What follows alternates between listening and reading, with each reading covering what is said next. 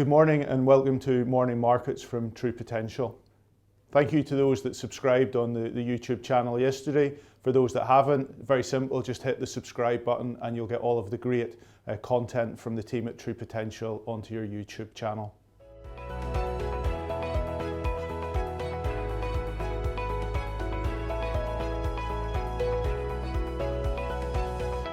So in terms of asset markets yesterday, it was very much a story of what was happening in equity markets. So we saw markets a bit weaker yesterday, UK, Eurozone, and also in the US. Quite noticeable in the US that it was much more the technology area of the market that was weaker. So with the NASDAQ down closer to 2% over the course of the day. What did we see, however, in the broader S&P 500? We saw strength from those more economically sensitive areas of the market. So the likes of materials, industrials and the financial sector all performing better, so offsetting some of that weakness in the technology area.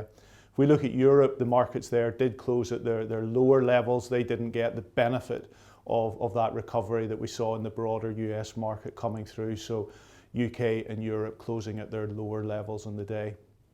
If we look at trying to sort of think about what might have caused some of that weakness yesterday, I think some commentators are attributing that to comments that Janet Yellen made, the US Treasury Secretary, former Fed governor, or chair of the Fed, I should say. Basically, she spoke about the need for interest rates to increase as the economy recovers. And I think that's just a natural progression. You wouldn't expect an economist to say anything else. What maybe wasn't as clear was whether she was meaning policy rates or market-based interest rates. Regardless of that, it's, I think, quite an anodyne comment, but has been latched on as some of the reason for that weakness yesterday. And indeed, it speaks to how sensitive markets are to comments like that, when she felt compelled later on in the day to come out and further clarify the comments that she was making. In terms of how that played out in other areas of the market, it was quite noticeable really that there was no change in sovereign bond markets, particularly the US 10-year remained around the 160 level. No change really on the day. You'd have expected if the bond market was concerned by those comments, we'd have seen yields move up a little bit. That didn't occur. The only real area where we saw any impact yesterday was a little bit of strength in the dollar. So the dollar up about 0.3% on the day.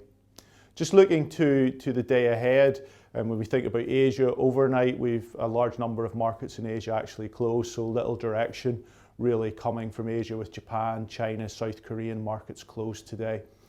Looking at the data, we've got services data coming out of Eurozone and a number of European countries. That'll be a good indication really to see how the services recovery is continuing in Europe, and we'll see how that plays out over the course of today. We also, later on this afternoon, we get the ADP jobs report in the US.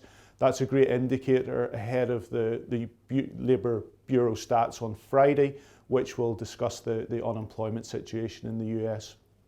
We also get the ISM services in the US this afternoon, again letting us see that transition from manufacturing into services in terms of economic recovery. Many thanks for joining us. Subscribing to the True Potential YouTube channel is quick and easy. Simply go to your YouTube app on your phone, type in True Potential and press the red subscribe option. You'll then be notified as and when new videos are released.